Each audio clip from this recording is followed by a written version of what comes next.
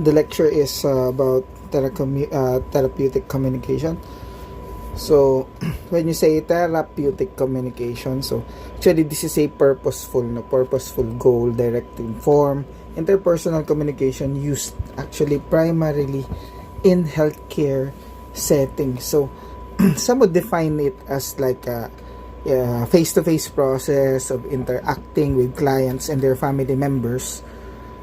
This allows them to express their own thoughts and feelings in order to build trust. So that is the best, that is the most important word, no?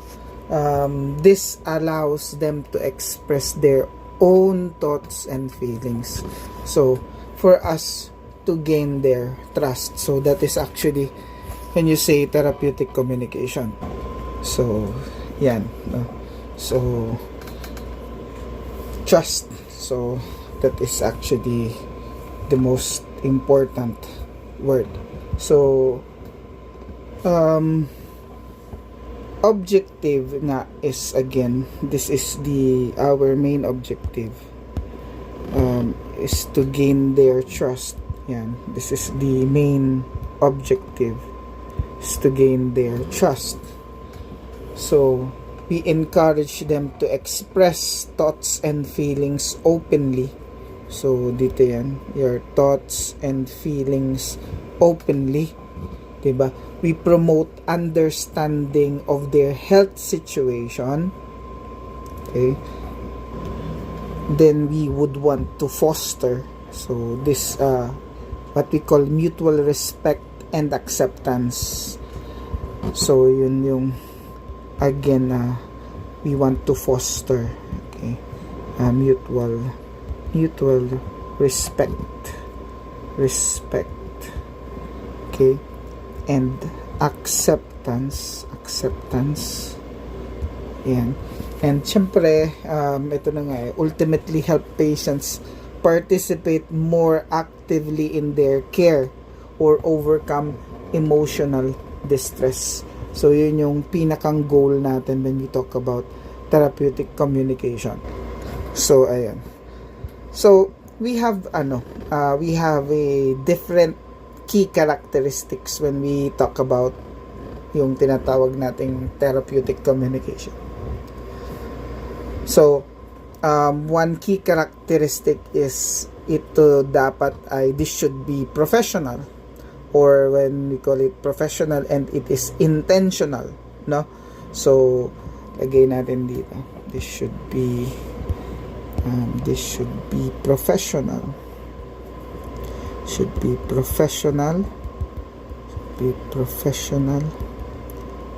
and intentional.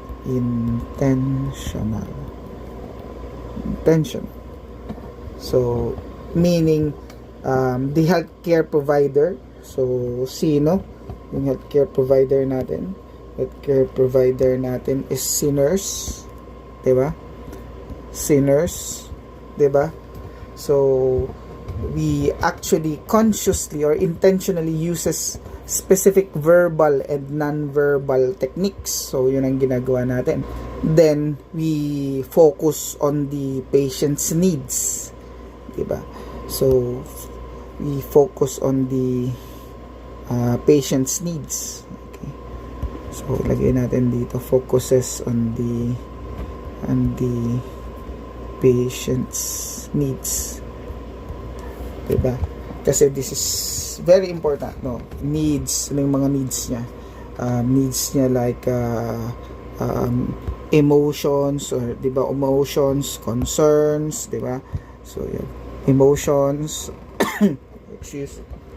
concerns, and yung tinatawag nating perspectives, rather than yung tinatawag nating yung agenda na pinupush natin. So we don't go into that. Should be neutral, no? Dapat it should be therapeutic, no? Non-judgmental, no? We are asking the wrong question, so dapat hindi ganun, no? So this promotes therapeutic relationship, no? So built in what we call empathy, trust, no, rapport, and respect. So yun yung very important when it comes to the therapeutic communication. So kaya if I would be more specific, so when you talk about therapeutic communication, this is very different from the other communication that we usually usually have every day, no? What we call our social communication. I-ano ko lang, no? I-shoot ko lang. Diba? Kasi sabi dito, tingnan nyo guys. So, social communication. Kasi, social communication is very different. Kasi, ito yung this is our casual na, yun nga, conversation every day, no? With other people. Ito yung casual chit-chat natin, no? Ito yung mga chit-chats, no? With other people, no? Na there is actually no goal, no? There is no goal or routine. So walang ganon. So or routine. So this is a routine na conversation, no? So yung tipong we just say, you just explain a procedure pero without exploring the patient's feelings, no? So ganun si social communication. So this is very different, no? Very different when it comes to communication, no? When it comes to communication, this is very different. Okay, so what are the core goals ng therapeutic com? So we have few, syempre, kung ilalagay natin yung mga very important goals ng Theracom, syempre we would want to help patients feel heard and understood. Yun naman yun eh. So we help again yung we help our patients feel heard, no? And understood. Okay. Encourage expression of fears, diba? Yung expression of fears. Ano pa? Anxiety, yan. Anxiety. Ano yung needs, no? Yung needs. Okay? We provide emotional support. We provide emotional support. Diba? We improve yung patient understanding yung with regards to their condition. Treatment. Diba? So, improve patient understanding of their condition and treatment. Condition and treatment. Yeah. Tapos we enhance adherence to care plans and overall outcomes. So we enhance adherence to care plans and overall outcomes. So yeah, so these are actually the core goals. Now we have the core goals of Theracom. No, these are our goals sa Theracom. So we have different therapeutic techniques that we often use. So ano kaya yan? So after nyan, no, so ito yung medyo, this is a bit, if you find it a little boring, pero ano kasi ito paulit-ulit, no, yung specific words to avoid, specific words to use, yung mga pronouns, to avoid. So yan, so very important to, no? Pero ayun nga, little boring kasi sabi nga natin, even us, no, talagang at this age in time, ang problem natin is now communication. So we are very focused on our gadgets every day, nasa phone every day, texting, chatting, 'di ba? Every day hindi na nga you just look at your Facebook, no, YouTube, mga reels, diyan na kayo naka-focus na tayo. We don't even talk to people, no. So ang konti na ng talk time natin, no? So kaya minsan nakakalimutan na natin how to communicate with other people. So we have the different types of therapeutic communication.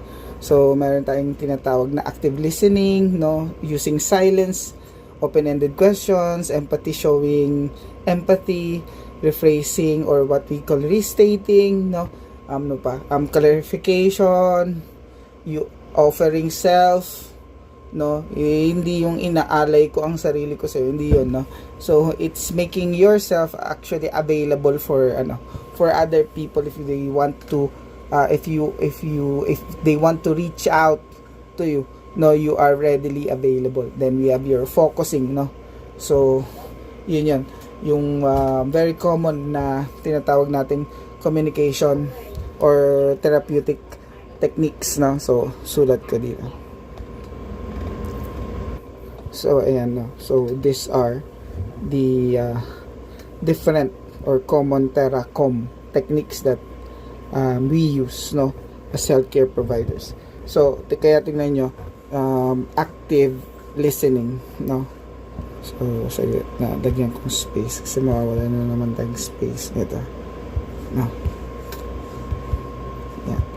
So you see, active listening. So sa active listening, so when you talk about active listening, diba?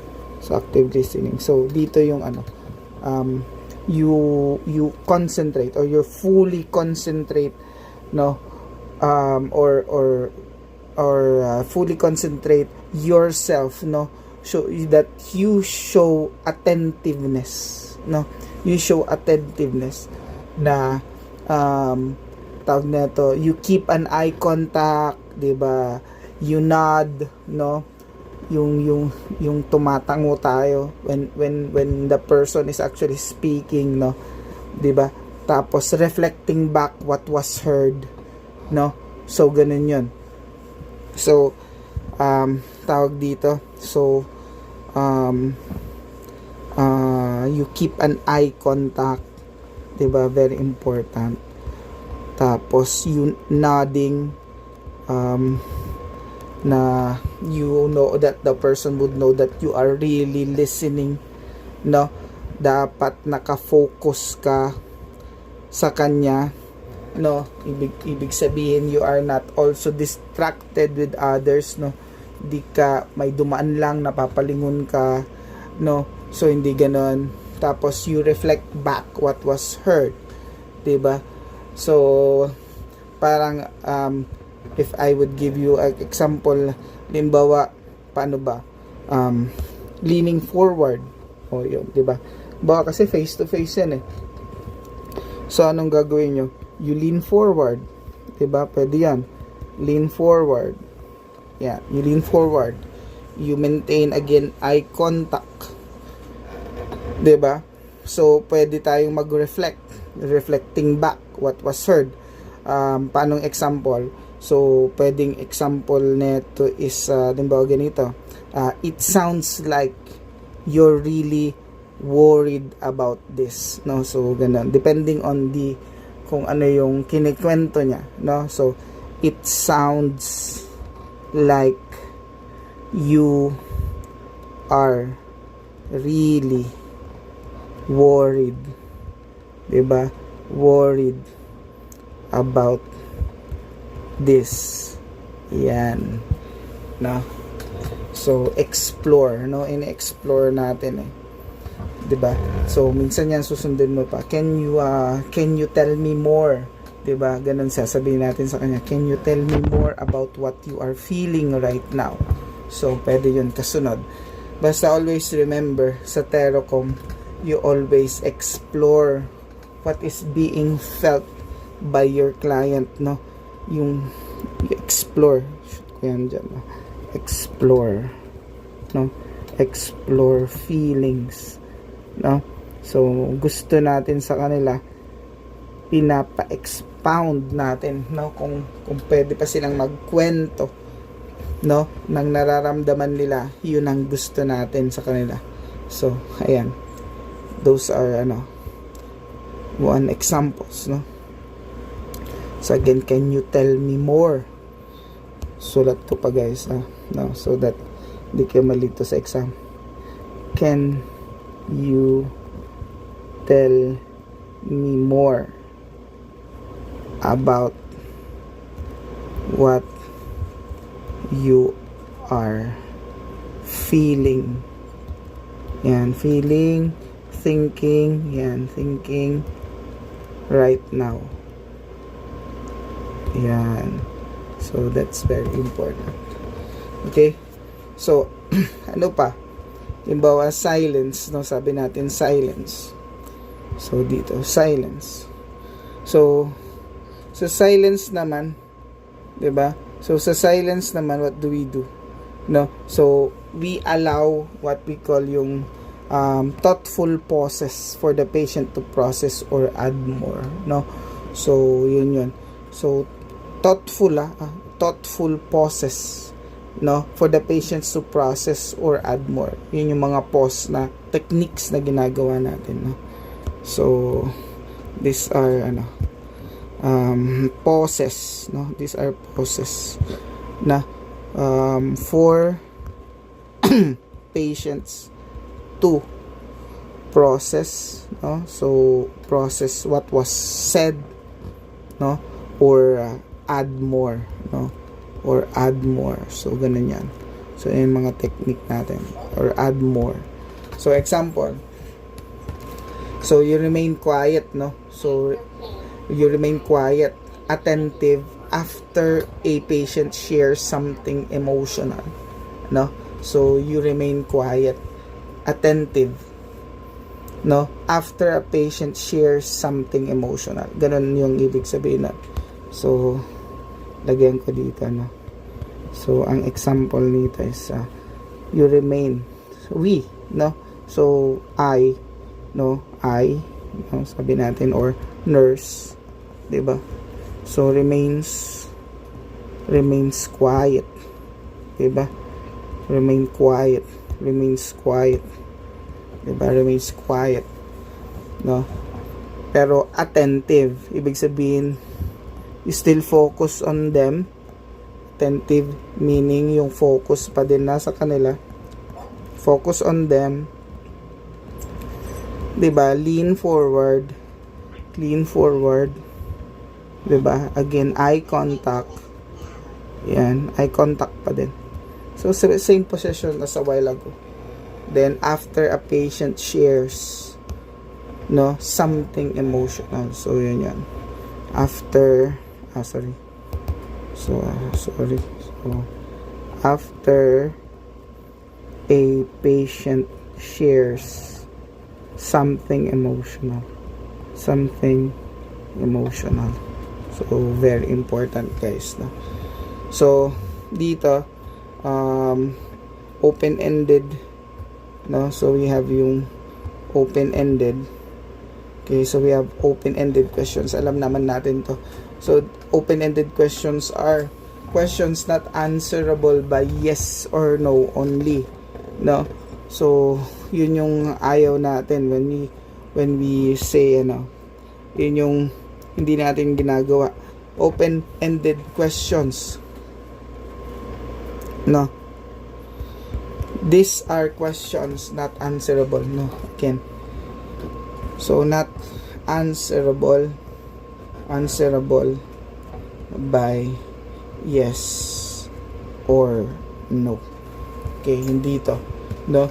So ginagawa natin, this question promotes discussion to patient, no? This promotes discussion. So tawag na ito, this further builds trust, and this type of conversation can give you, or can is used to assess further, no, kung anong feeling ng patient natin or ng client natin. Okay, kaya tingnan nyo. So ano yung example nito? So di ba sa taas ay ito. So tingnan nyo yung example nito. A good example is ito. Diba? So ayan, tingnan nyo to. So, can you tell me more about what you are feeling or thinking right now? Diba? So, not just by or merely saying na, are you in pain? Are you okay? Diba? So, those are not a good therapeutic communication. Diba? Hindi ka na nag-explore, no? Isang sagot, isang tanong. So, ganun ang problema natin doon. Okay, sulat ko lang. So yun, no? Instead of saying just this yes or no words, no? Yes or no questions, or answerable by yes or no questions, no? Dito, we cannot build trust, we cannot build rapport, no? So dito sa part na to, no, yan ang problema niyan. No rapport, diba? Wala tayong rapport, no trust, diba? We cannot build it, no, kasi it's expressing oneself, no? So back and forth communication yung need natin. So we always use open-ended questions, no? So kaya nga tawag nito, if you are asked, 'di ba? So how do you cope with anxiety, 'di ba? Oh, it's not a yes or no na question, or answerable by yes or no question, 'di ba? Sasabihin mo, what event in your life has been the most stressful? Ganon. So example 'yan. What event of your life has been most stressful? Can you please tell me more about what was happening to you? Diba? That led you to be hospitalized here. So, ganun yung mga questions. So, not answerable by yes or no. So, we use open-ended questions. So, sulat ko para meron tayong example. So, ayan guys. So, these are example of what you call your open-ended na questions, no? So this promotes and build trust, and again assess further, no? So mag-open up yung client natin yung questions na mga ganito. Okay? So not answerable again by yes or no. So sabi natin halimbawa, example, a client came into the hospital after a suicide attempt. 'Di ba? So, as you imagine, the family and the patient will be the most emotionally in turmoil. 'Di ba? So, isipin mo ganun yung scenario natin, no? So, a client came into the hospital after a suicide attempt, ulitin ko. So, who's more na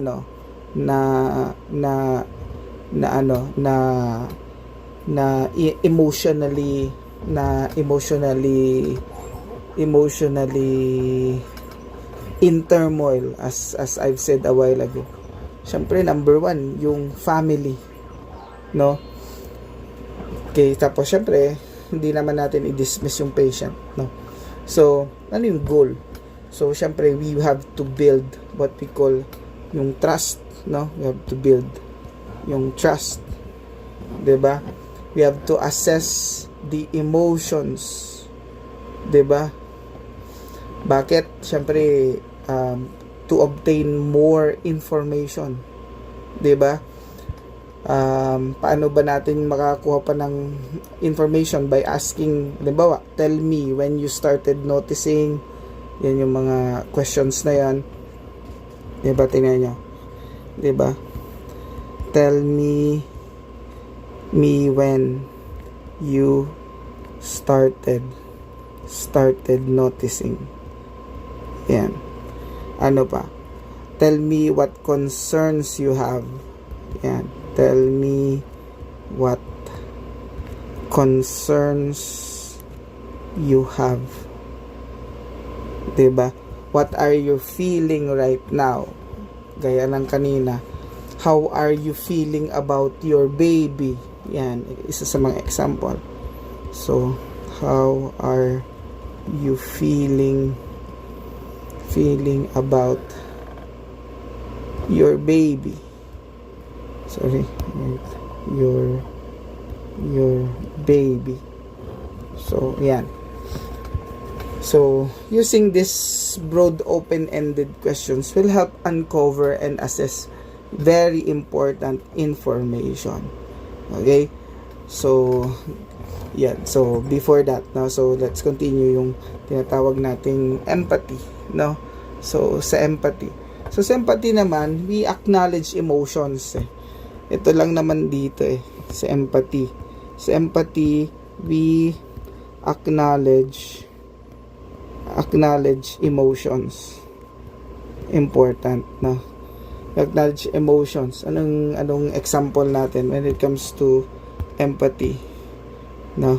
Example natin would be that must be really frightening for you, no? So halimbawa skits, no? Halimbawa skits na patient, no? So halimbawa ito muna, yung una muna, no? So that must be really frightening for you. Yeah. Sa skits, 'di ba, na halimbawa nag-hallucinate, no? 'Di ba? So nakakakita ng kung ano-ano. So I know what you are feeling, or I know what you are seeing is real to you. Oh, 'di ba? So ganun, halimbawa sa skits, no? I know, 'di ba? I know what you are seeing is real to you. 'Di ba? So, yun. You excuse. So sorry. So, ayan. So you acknowledge, no, yung emotions na real para sa patient. Pero syempre again, hindi doon naman nagtatapos yun. Kasi we have to state that feeling, or that sense is sa kanya lang yon, no? Ina-acknowledge lang natin na totoo yun para sa kanya, no? Pero lagi nating pinipresent yung tinatawag na reality, no, pagdating sa mga patients na may hallucination and delusions, no? So ganun yan. So next is yung tinatawag nating paraphrasing, or what we call restarting, no? Or restating pala, sorry. So yan, restating. So paraphrasing and restating. So ano to? So again, ano lang, tingnan mo, paraphrasing, restating. Uulitin natin. You repeat the patient's message in your own words to confirm understanding. So yung pagkakaintindi mo doon sa sinasabi niya. Okay? So dito lagay ko is just repeating, no?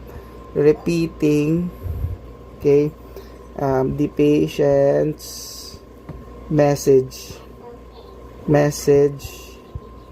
in your own words, no, to confirm To confirm understanding. Understanding. Diba? Yan. So, same.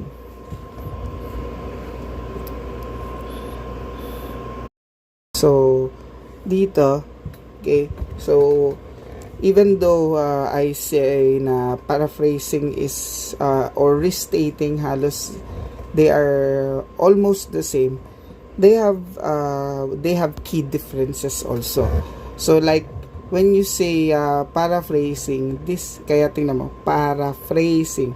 So, this actually, rephrasing the patient message in your own words or the nurse's own words. 'Di ba? So, by you actually you capture yung idea ba? Yung the idea or the emotions.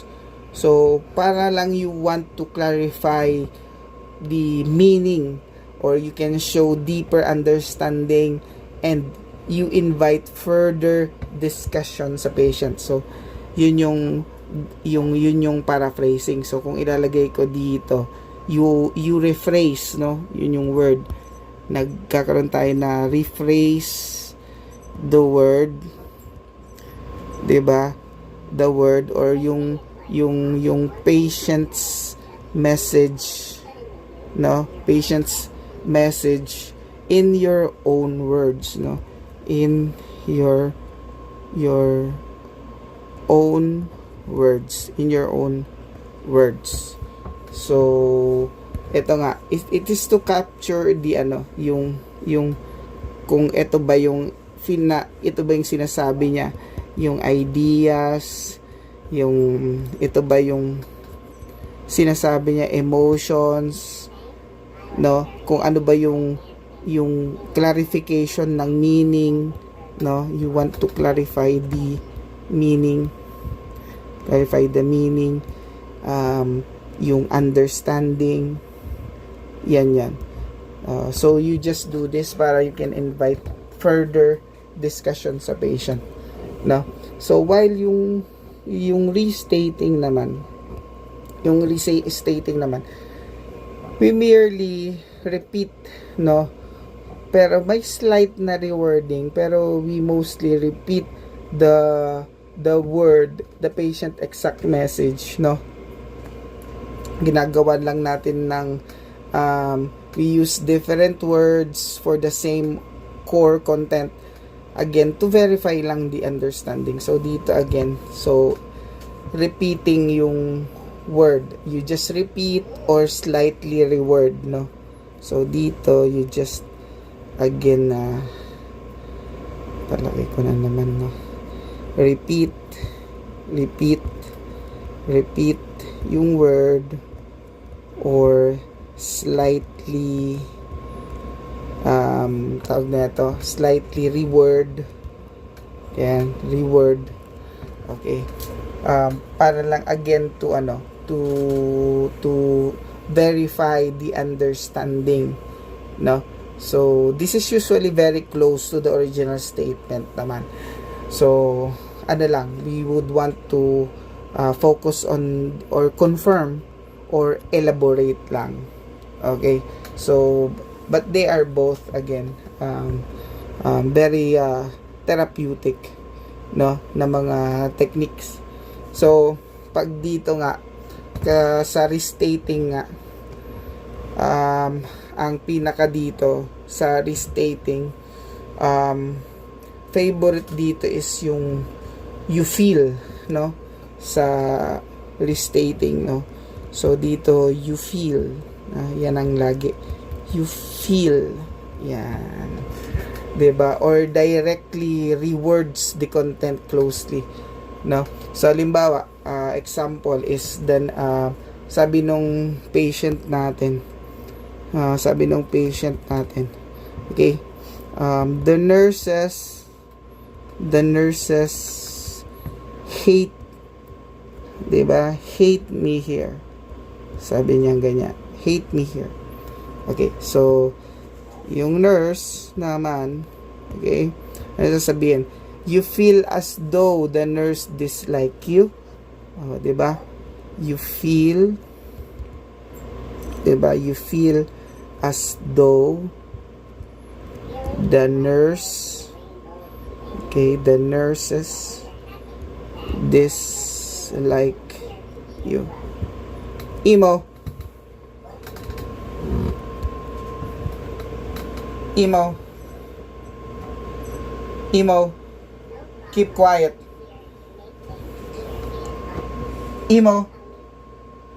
Keep quiet.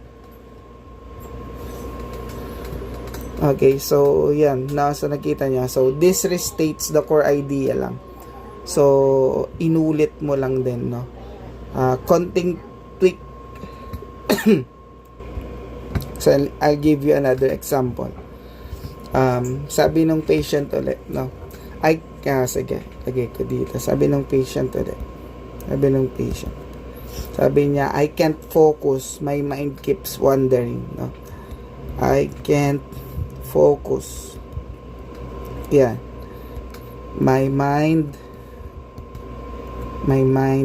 keeps wandering. With A, no? Hindi O, guys, no? Wandering, no? Okay. Okay, so ano sasabihin ng nurse if nag-restate kayo? So, you're having difficulty concentrating. So, ayan. You're having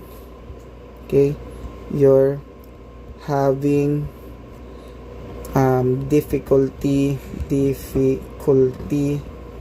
concentrating. Yan. Okay. Yan. Concentrating.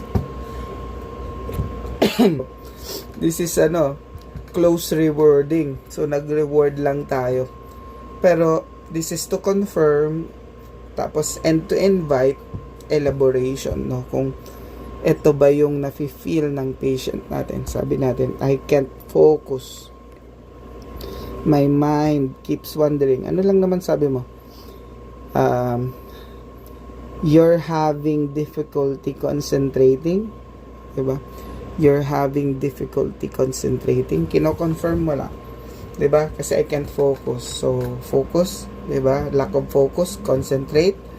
Diba? So, yun yan. So, ano pa? So sige. Halimbawa, example ng paraphrasing. No? So, again, sabi natin dito, we often capture yung essence. Diba? Pati yung implied feelings or broader context nung sinasabi nila, no? So, example is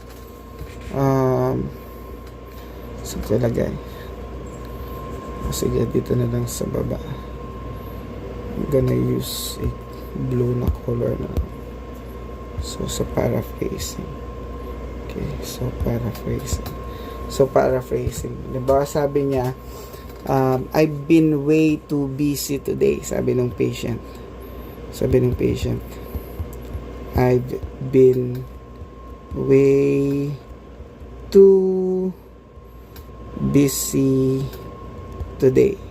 So, anong sabi ng nurse? Okay, so sabi ng nurse. Diba? So, participating in the support groups today has kept you busy. Diba? So, participating in the support groups today kept you busy. Yan. Diba? So, you rephrased, diba? You clarify the source of busyness. So, dito, hinanap mo kung saan siya na busy. And you encourage more details, no? Iniba mo. Pero, gusto mo lang i-clarify, no? Kasi, imbis na just saying na, sabi niya, I've been way too busy today. Tapos sabihin mo, so, are you tired? Gaganon. So mali, di ba? So, ang ginawa mo dito is, so, participating or So sasabihin mo is participating in the support groups today kept you busy. So yon, hinanap mo kung saan siya naging busy. Ito ba yon? Kaya ka naging busy. So rephrasing, yan yung rephrasing. So source nung busyness yung hinanap mo sa kanya. Okay, so dito kept you busy participating in the support groups. Yeah, today kept you busy. So dito is I've been way too busy today. So ito yan. So hinanap nyo kung saan siya busy. Okay? So halimbawa, isa pa, halimbawa sabi niya uli, sabi ng patient is, sige dito ko na lang ulit. Sabi ng patient is I've been overweight all my life and never had any problems. So I cannot understand why I need to be on a diet. Di ba? Sabi niya gano'n. So sulat ko. So ayan, tingnan niyo. I've been overweight all my life and never had any problems. I can't understand why I need to be on a diet. So, sa paraphrasing, so, you're not convinced that you need to make different food choices because you've stayed healthy so far. Diba? So, dito naman sa part na to, yung you captured or we captured the key idea and underlying doubt in your words. So, yun. So, parang sinabi mo lang na, diba, in a rephrased manner, no, na hindi ka pala pwedeng to have a different choice ng foods kasi porket the whole life that you had is healthy ka. So ganun yun siya, no.